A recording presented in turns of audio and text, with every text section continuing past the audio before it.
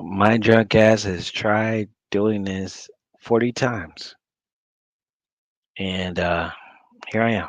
So, and I'm still not doing it right because I'm using the wrong camera. I have two cameras, and I want to use my other one, but it's whatever.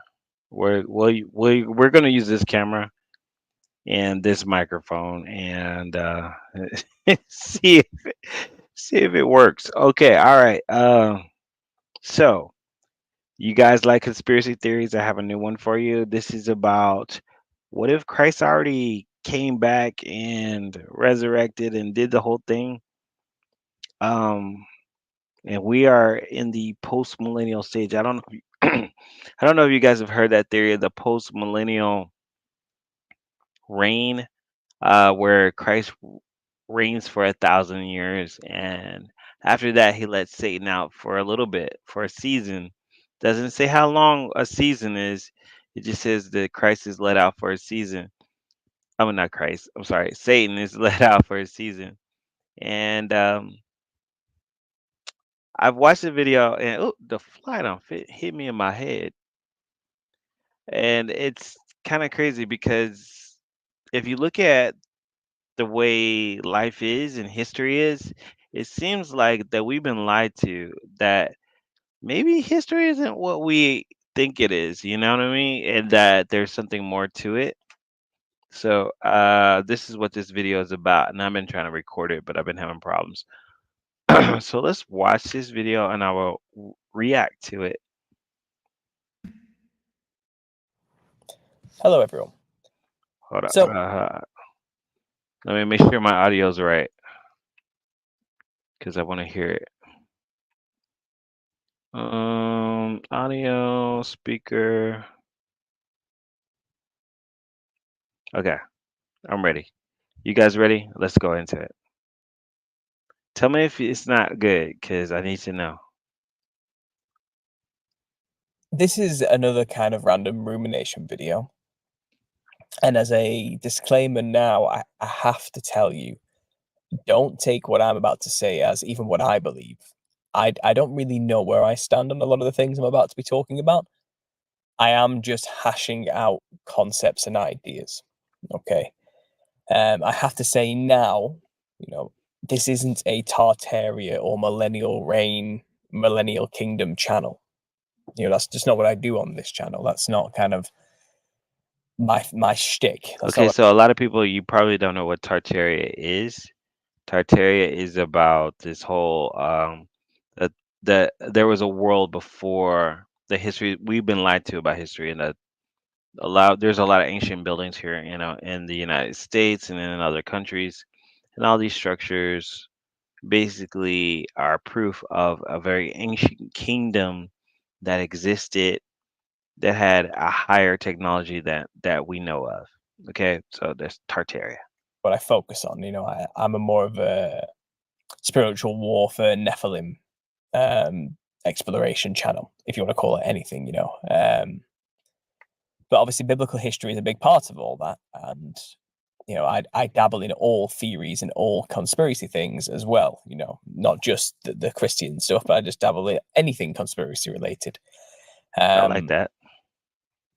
but that being said, over the past 3 to 4 years, there has been this huge wave that people have been riding, talking about where we are in the timeline and how, if all history is a lie, It is. just how far has that lie actually gone, and where do we actually stand in the timing of things? So you have the non-religious thinkers who go down the Tartarian route, which implies that there was an ancient, super advanced civilization that used what we call antiquitech, or buildings that were around these grand cathedrals, for example, during this time, I just told you guys about that. were actually tools and mechanisms to harvest energy. And there's a lot of channels out there which goes in line with this whole, there seems to have been an enormous cataclysm of some kind that basically just annihilated that civilization. And then there was a reset of a sorts. And a lot of these cities were kind of repopulated after this global cataclysmic event, which in some parts of the earth melted these cities into piles of molten mess, um, and a lot of them also were buried under layers of mud, some very shallow, some deeper than others, but there seems to have been a huge shift in the land itself, and everything was just decimated. And the remnants of this world that were left, we call the millennial, sorry, the Christians would call perhaps the millennial reign, or the millennial kingdom of Christ. So Tartarian thinkers don't tend to see it that way. They tend to think that humanity was extremely advanced, and after the cataclysm, evil secret societies of some kind seem to move in to these cities and reclaim them all, and then repopulate them with people that just came out of nowhere. And I've heard theories that they're basically clones or incubator babies that were kind of grown in these places for the sole purpose of simply just repopulating the cities. But the founders of these cities are literally the people who found. I don't think they were clones. I think there were people that are already here. Um, and I don't think everyone was in agreement whatever was happening. So I truly believe like this world was rebooted. That there was a world here before us. Like when I say before us, who is us? But society was different, history was different, and they rebooted something. And there was people who knew what was going on, and there was people who knew what was going on, and the agenda to reboot everything. And then they decided, hey, let's take the people who know, who are not in agreement, and isolate them. And this is where we get the insane asylums, and that's where you get the orphan trains, and that's where you get slavery. This is history. What we've been told about history is a lie, and that's just basically it. Like it wasn't like they tell us, and I don't know. That's it sounds wild because it's like, how could people do that? All you need to do is separate children from parents. That's all you need to do. The cities, not built them. And then they made up histories and lies to basically say that they were older than they actually are. And the history of how they were built, they know, and they've basically made up just an entire false narrative to explain where all these things come from, you know. And that's our history as far as we're concerned. That's what's taught to us in the textbooks and on TV and by our authorities. So we have this belief that we live in the year 2023, after, well, before Christ and after Christ, that's what it's based on. I remember they don't kind of mention that in the secular world. We don't talk about that, but we believe we're 2023 years after Christ. But it could be that That DCCCXC, I think it was. I looked it up. I think it means like 893. I don't know, but it's not 1,000. They built that in the early 800s. If they built that building in the early 800s, Lord have mercy. What kind of technology did they have? Look up DCCCXC, what year that is. I'll just do it. I'll look it up. DCCCXC year. It's the year 890. I just looked it up on Google. 890. That's what that number means.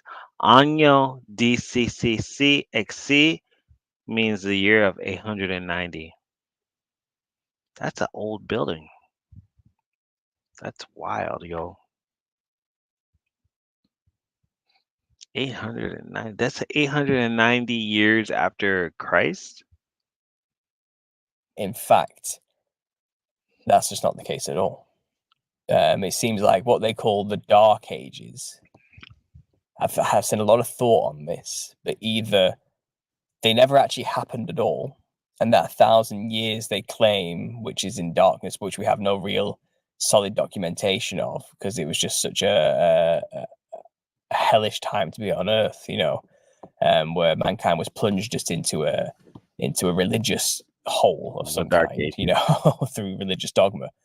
They claim that the truth is that never happened, and we actually are in the year 1,000 and something.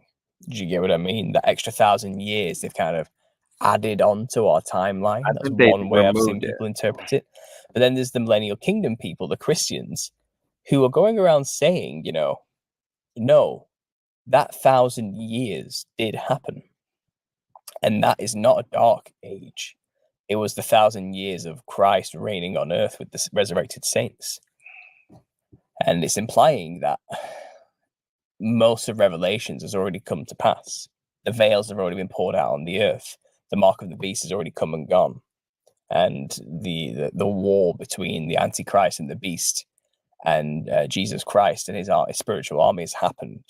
Okay, well, I'm gonna stop right there because we all know that recently Putin came out and said that Jesus was black. I don't know if y'all heard about that, if the algorithm even showed you that. But recently, um, that news came out, and not a lot of people said anything about it. But because people don't trust the Russians or whatever, but they are very religious, and he came out and said that he was like, Jesus is black. I don't know what you guys are doing, and I don't know. It's just really weird the American Russian relationship, and they're so Orthodox Christian and the things that they believe. Um, it makes me wonder sometimes, especially about the United States. And again, the first resurrection has already happened. Christ has been here for 1,000 years. He's already ruled for 1,000 years. And then at the end of the 1,000 years, it says, that Satan is released out of the pit and he's allowed to rule for a little season. And it also says, and this is where my theory, this is something I said in passing in my last video, which kind of threw some people off. But for me, it was kind of common sense thinking, so I didn't think much of it when I said this. But a lot of people have said you need to expand on this idea.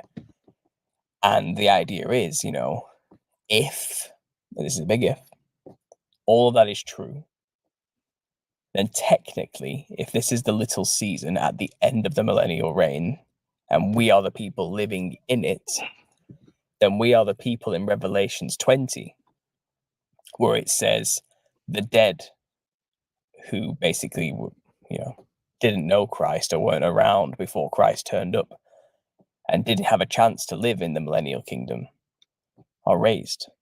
And they live in this time, this little season. And I think people didn't quite grasp that immediately. They were like, "Whoa, what did you just say?" And again, this isn't gospel truth. I don't know. I don't know if any of that's even true. Like I said, this is just a random theory that seems to have taken a hold of the truth movement in the last 3 to 4 years. It's just grabbed it, and this is what everyone's on right now. And 6 years ago, 8 years ago, it was the Mandela effect. And prior Mandela to that, effect is it was the true. flat earth. Like it was something, and this is the one right now that really people are rolling with. It was Tartaria a few years ago, and now it's going towards Millennial Kingdom.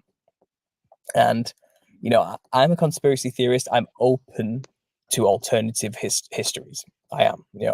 That's my jam. That's the type of thing I like to look into and theorize about and wonder about. It is, so I'm open to all possibilities of the matter. But I'm not going to confidently put all my eggs in one basket on this one. I'm not going to say, yes, this is definitely 100% the case, because I think there's just too much mystery shrouding this whole thing. it's extremely suspicious that this is only just suddenly a thing out of I get it. It's like, when things get popular, you have to wonder why. But if you also you have to understand that this is the apocalypse. This is the revelation. This is the age of understanding, the age of Aquarius of if we are going to have a chance, we need to be given as much information as possible. And as well, too much information is also a problem because let's say we live in the world of Satan and this is the age of Aquarius where you have the the Christ trying to give us as much information as possible. But you also have we live in Satan's world, so Satan's going to be like, let me add to that information, let me confuse that information, let me confuse the truth with some other truths that I think guys that'll confuse you. So it's like, okay, you guys have the Bible, that's cool, but I've already manipulated that and I've created a religion to control you guys. And that's why I don't trust religion and I don't trust Satanism because Satanism is this huge extreme that tries to scare people into running into Christianity. And Christianity is the same thing, it's controlling. And it puts us in a bad mindset of fear that doesn't allow us to elevate to true spirituality.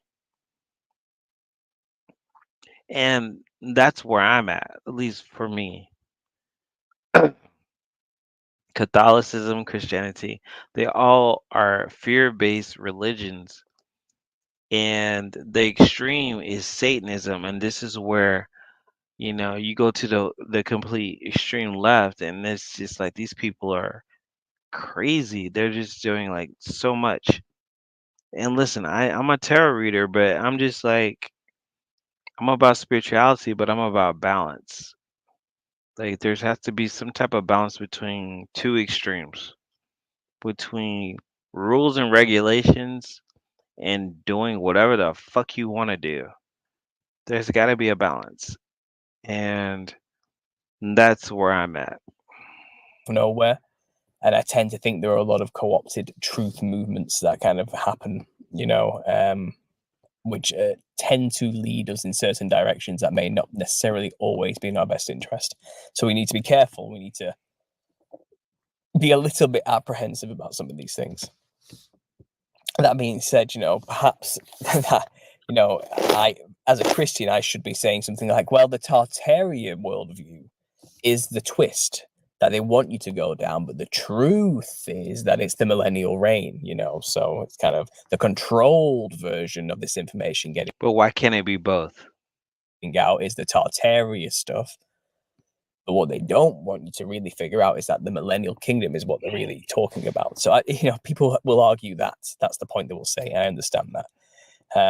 But again, I don't know. Now, what I'm going to do, I'm just going to share with you basically the Look at only that verse, this architecture. theory I've Let's just stop right here. Look at this architecture, and this is what we're talking about of Tartaria. I don't know if you guys have researched Tartaria, um, but it's just basically speaking about how mankind was able to build these beautiful structures, these beautiful buildings, these temples. I don't even know if they consider them temples, but these buildings that were so beautiful, gorgeous, Gothic buildings, and we can't build them today. No way. No way, no how. All we do today is build glass buildings with iron and glass, or plastic. This is our society today, but in the past we built buildings out of stone and they were massive. Why don't we have that technology to do that today? There's something wrong. And that's why a lot of people believe that we live in the kingdom of Satan, because Satan can't create. Only God can create. Only God can create. Satan can only copy the best way. Satan knows how. So God is the creator. Satan is a copycat, one who doesn't have the skill, but can only try. And I think we're living in the world of a copycat that doesn't know how. We're living in the world of reboots because there's nothing new coming under the sun. Like, this is a copycat God. Like, man, it's the truth. Like, y'all know it. Just said about we are the last people. We are the resurrected people who died before Christ. It hangs on this one verse in Revelations. So I can share the screen with you to show you this. So if I go to Revelations 20, now just for some context, I've got a summary here of the passages up to this verse, just off Wikipedia. I know it's not the deepest of research, but it's just to give you an overview of what's going on.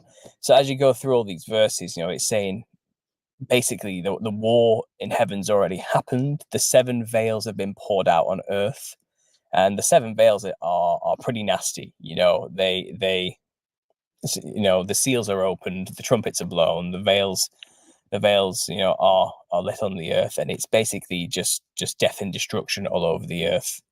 Blood becoming the sea, a third of the animals dying, hail and fire falling from heaven, lightnings, earthquakes, just utter destruction of everything. The world is just totaled, and so are the people on it. Everything is And then destroyed. what is left in terms of remnants is this final battle between the Antichrist, who rides the beast, or the beast system, which is created, and the people who follow it, basically, against the armies of Jesus. And basically, Babylon falls in 18, and this causes the merchants of the earth to weep because no one is able to buy their products anymore. And I Mm, find that just alone as an interesting understanding of Revelations 18, because it kind of tells us what Babylon is. I And need to look Babylon at that. isn't a city necessarily That's the anymore in this economy. context. It seems like Babylon is the method in which people can buy and sell stuff. So it's kind of the infrastructure of the world in a way. And if society collapses, which is what we live in now, which you would define as Babylon, then that means people can no longer earn money. And as that is the system people use to gain food and survive, that's going to be a big problem, for a lot of people who rely on the system, and obviously all the rich men in the world and the rich women and the people that high up in these What we things, once call it rich. falls, are going to be upset because their wealth literally means nothing anymore.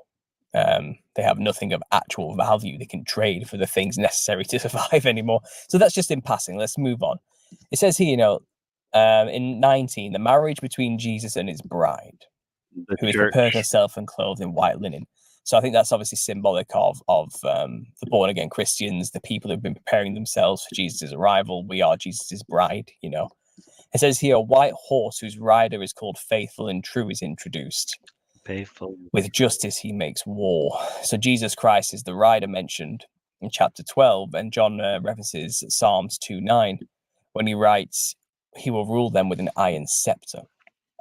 So Jesus comes here, to bring a war. Okay, but this is in Revelations 19. So Revelations 19 is before Revelations 20 when all this other stuff happens. So he's already conquered. So Revelations 19, he's already conquered. So this guy, he's presenting the stuff, but Jesus is already conquered in Revelations 19. We're assuming that we're living in Revelations 20 when everything's up after he's conquered and he's giving extra souls a chance. Not peace, basically, against those who obviously have fully rejected God in every heinous way. He says this is when the first war between the people of God and the rest of the world takes place. After the war is finished, the beast and the false prophets are taken captives and thrown into the lake of fire. Okay, while all the other enemy combatants are killed in For the all my newcomers, this is talking about post millennialism, where Jesus has already done all this stuff, and we're at the life that we're living now is after that. corpses are left out in the field for the birds of the sky to devour their flesh. So there's a horrible war after the total destruction of everything, and this is kind of the last mopping up of the corruption that was around during that time. It says, Jesus returns to earth, followed by the armies of heaven, which are seen riding white horses and dressed in fine linen. The beast and his false prophets make war with the armies of Christ, but are defeated. In the aftermath of their defeat, the Antichrist and false prophets are cast into the lake of fire, which burns forever. Now, I've heard interpretations that when the Bible says forever, that's just an English misinterpretation because we don't really understand what it means when they say it. But it basically means an extremely long time, but not eternity. I think that's what they're saying. He's a just God. I'll burn you for an age and an age, an eon and an eon, but not another eon. Like, I mean, it's still a long time. It's a prison. But that's neither here nor there with this. So here we are to 20 Revelations. This is kind of what this whole concept that if, in terms of the millennial reign, if it's happened, this is where we are. Okay, this is where we're up to in the story, which means we are pretty Chapter much near 20. the end. And all those people we see who are stereotypically holding up The signs on world street is corners saying the end nigh. is nigh, perhaps we're a lot closer to the truth of that It matter might be. than we initially thought they were stereotypically. Maybe they didn't even know what they truly meant when they were saying the end is nigh, but They probably did. you know, people would dream dreams and have visions during this time. And it says here, Satan is bound in the abyss for 1,000 years. The saints who died are resurrected and begin their 1,000-year reign with Christ. After the 1,000 years, Satan is released from the abyss to deceive the nations and gather Gog and Magog and the people of the world to encircle the camp of saints. Does anybody know who Gog and Magog is? Like, is that a group? Is that his group? Like, who the fuck are they? And the city of Jerusalem.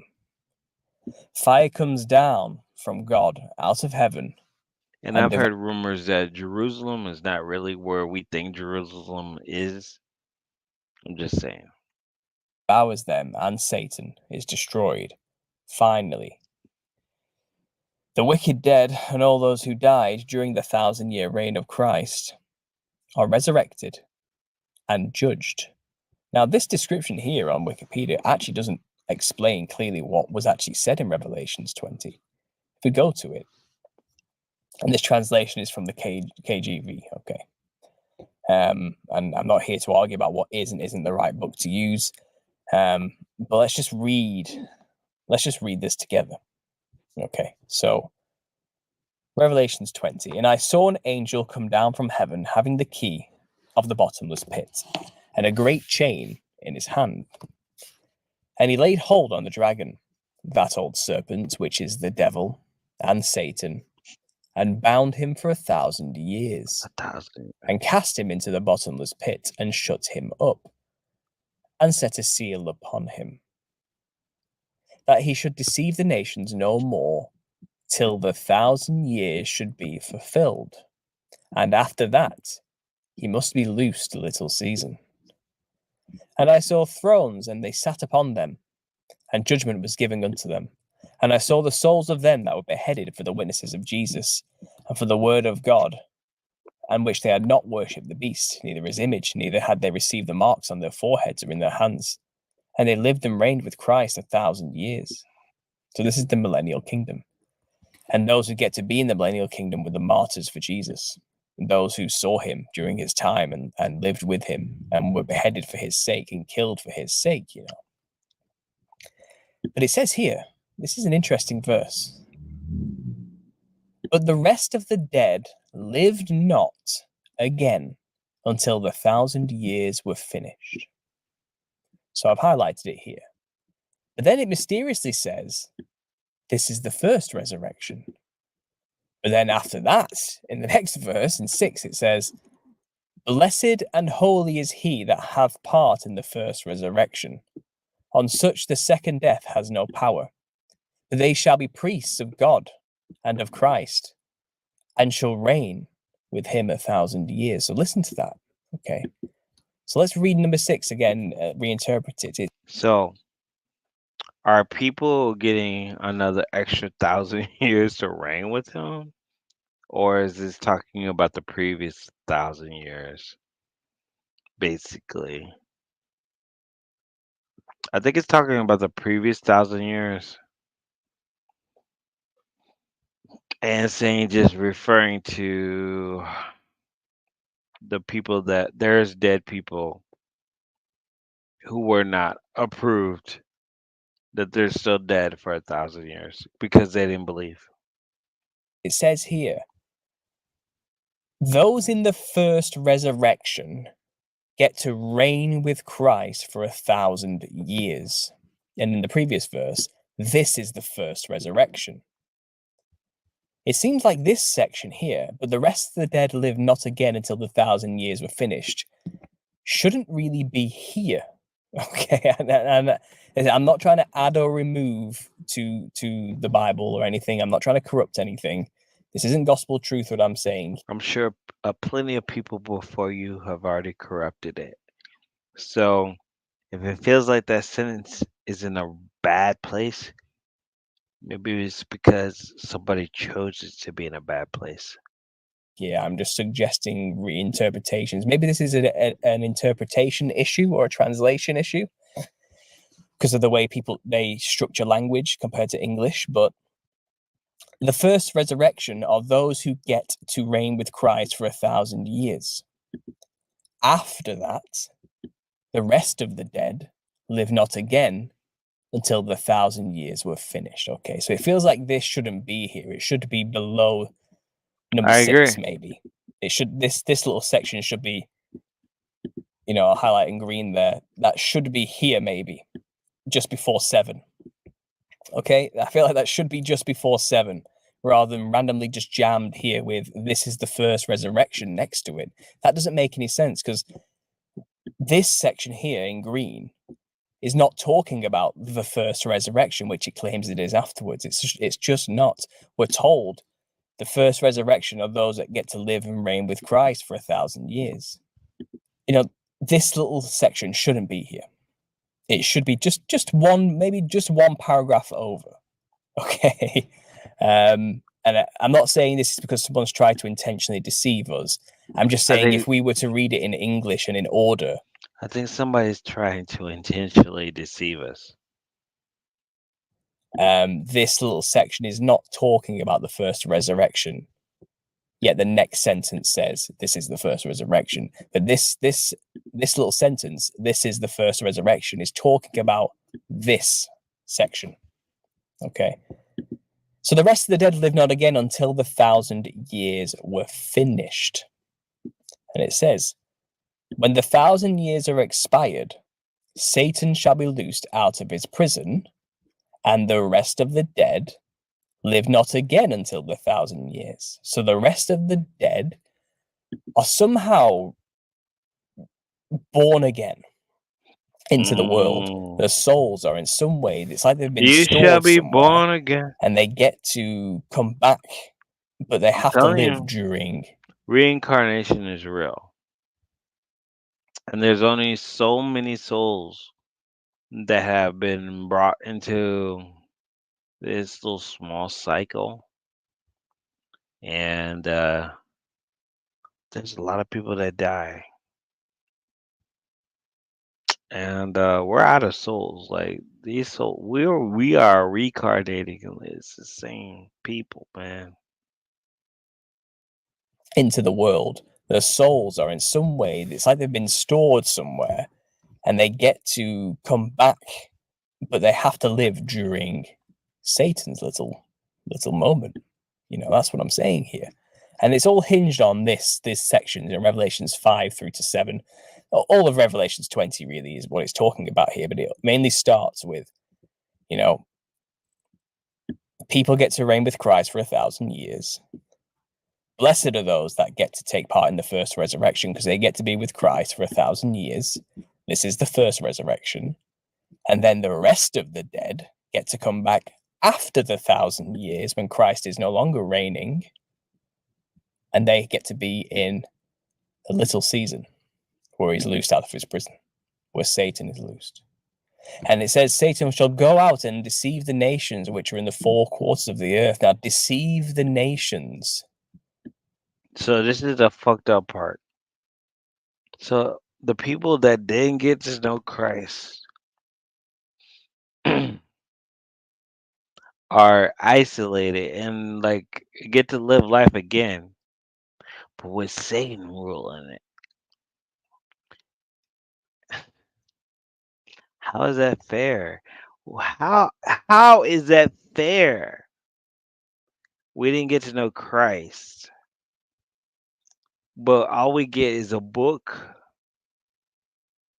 And here's a story about Christ. This is because this is our life now. Here's a story about Christ. He loves you, but it's been manipulated by the demons and Satan because the books that we have, you can't delete it, but you can change it up. So now we got to figure out, like, who is Christ? Like, what was he truly like beyond religion, beyond.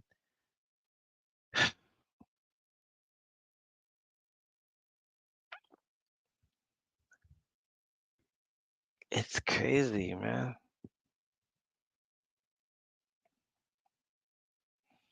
It's upsetting as well. You know, if this is true, then it makes sense that why we're so confused about who we are and when we are.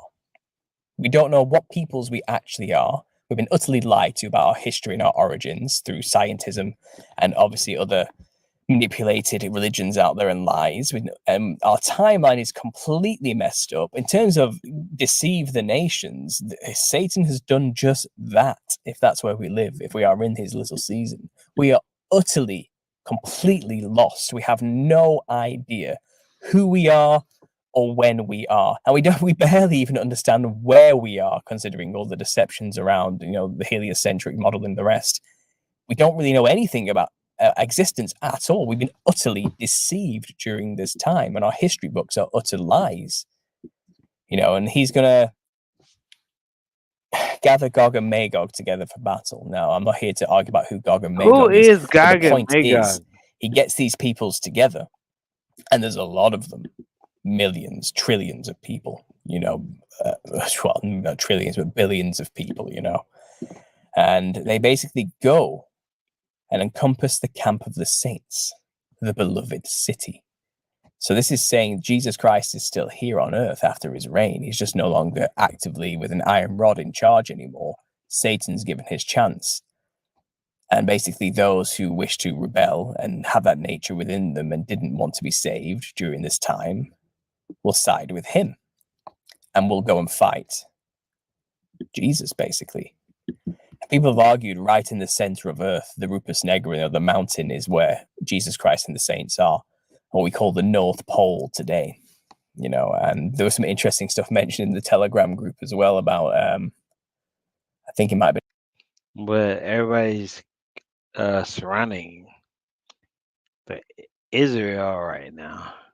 Like, if we got to look at what's actually going on, everybody's focused on Israel. So is that the center of the world, or are we just being fooled? But MK Ryan, who said this, and one of our followers anyway, he said, this is why we have this alternative Jesus myth about a godlike figure who lives in the North Pole who can, who sees you when you're sleeping and knows when you're awake, and he lives in the North Pole. It's kind of like Santa Claus is a satanic twist on Jesus Christ who lives in the North Pole, Okay. and is God, basically. But that's neither here nor there. Just an interesting thing I thought I'd throw in there. But Revelations is telling us here there'll be a 1,000-year reign of Christ. Then the dead will raise after that, who didn't know Christ. maybe beforehand, or lived during the time of Christ but denied him, or were evil and sinners. They're resurrected in the world with Satan for his little season after the 1,000 years here in verse 7. And then he'll gather an army to go and do one last battle against Jesus at the center of the earth. which hasn't happened yet. And in Middle Earth, the battle for Middle Earth. We're talking now. I'm thinking about all these words and phrases to describe this in modern media. I feel like we've been kind of told this over and over again in movies. And then it says here, they went up onto the breadth of the earth, they accompanied the camp of the saints. But then fire came down from God out of heaven and just destroyed the enemy instantly. And that's basically it. And the devil that It didn't say the enemy. It just said it destroyed them. That could have been everybody. Like, and so this is why this video is kind of weird because if you look up the scripture, it didn't say he destroyed enemy. It said he destroyed them. Who is them? I need answers. Who is them? Was it the enemies? Was it your people? Or was it everybody? deceived them was cast into the lake of fire and brimstone where the beast and the false prophet are. And it says here they shall be tormented day and night forever and ever. But I even though I'm inclined to believe something akin to that may be happening, I think it's likely just utter annihilation that they're finally done for, And I saw a great white throne and him that sat on it, and whose face the earth and the heaven fled away, and there was found no place for them. And I saw the dead, small and great, stand before God, and the books were opened, and another book was opened, which is the book of life. And the dead were judged out of those things which were written in the book, according to their works. So, interesting phraseology here, but it's implying after this. It's implying that after their works, what did they do? It's not about what they believe or what they believe to be true. It's like, what did they do about what they believe? There's twice Revelation says these people are going to be judged for what they did. We don't care what you believe. What are you doing? If you're still hurting people, it doesn't matter what you believe. Anyhow, I am done. I am done. I'm tired.